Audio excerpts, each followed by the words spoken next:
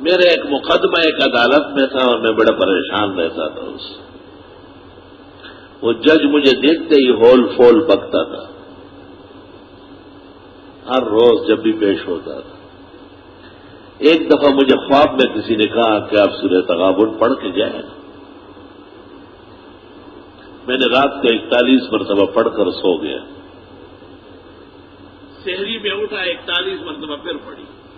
سنتوں میں بھی پڑھی اور فجر کی نماز کی پہلی رکعت میں پڑھی. دوسری میں سبح اسم ربک الاعلی پڑھی.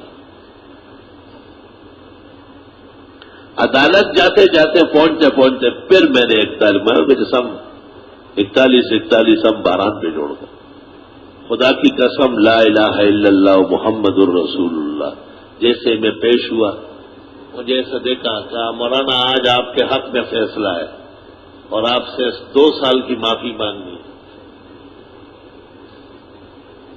اور یہاں تک کہ فیصلہ لکھا سب کچھ کیا ہو. مجھے کہا آپ کو میں اپنی گاڑی میں گلشن چھوڑ کے آتا ہوں. جج کیا میں نے کہا اللہ اس صورت میں آپ نے کیا کمالات رکھے اور ہم اس سے نادان اور بے خبر ہیں. دنیا و دین کے ہر مشکل کے لیے آپ اس کو پڑھا کریں. پڑھتے پڑھتے آپ کا وظیفہ بن جائے گا.